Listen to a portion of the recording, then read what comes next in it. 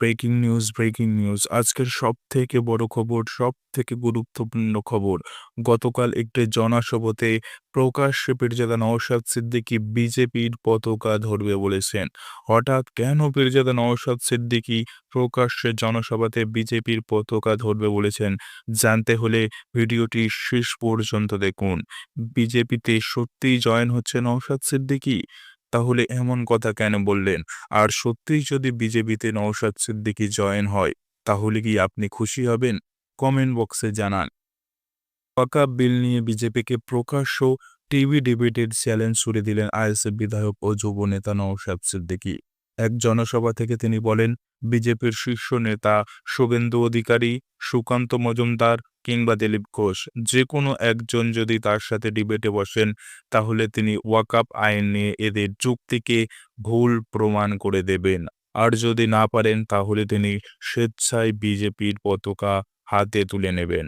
যেটা নওশাদ সিদ্দিকী বলেন, শুভেন্দু অধিকারী, সুকান্ত মজুমদার, দিলীপ ঘোষ। ভিডিওর মাঝে সকলের কাছে একটি অনুরোধ, আইএসএফ সহ ভাইজানের সমস্ত রকম খবরাখবর সকলের আগে দেখতে আইএসএফ ফরএভার আমাদের এই ইউটিউব চ্যানেলটিকে সাবস্ক্রাইব করে পাশের ঘন্টাটি বাজিয়ে রাখুন। আর যদি কারো সাহস থেকে থাকে, তাহলে তারা আসুন। বড় নেতা, পাড়ার নেতা চলবে না, বড় নেতা আসুন, ওয়াকআপ বিল নিয়ে টিভির পর্দায় মুখোমুখি বসি। আমি যদি আপনাদের ভুল প্রমাণ করে না দিতে পারি, তাহলে আমি বিজেপির পতাকা ধরে নেব, এমনটাই বলেছেন পীরজাদা নওশাদ সিদ্দিকী। এই বক্তব্য ইতিমধ্যে আলোড়ন সৃষ্টি করেছে রাজনৈতিক মহলে।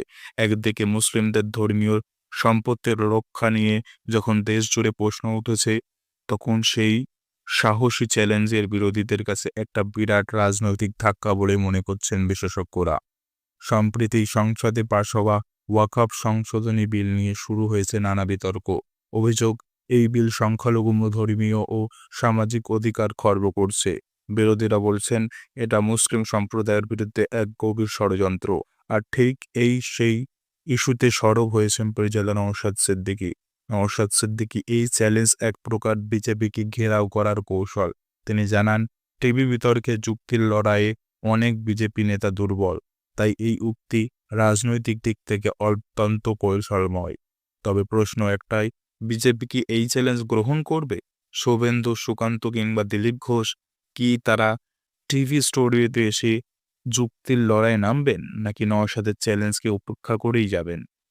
বাংলার রাজনীতিতে এই মুহূর্তে নতুন আলোচনার বিষয় হয়ে দাঁড়িয়েছে এই টিভি চ্যালেঞ্জ। রাজনৈতিক লড়াই কি এবার যুক্তির মঞ্চে উঠবে?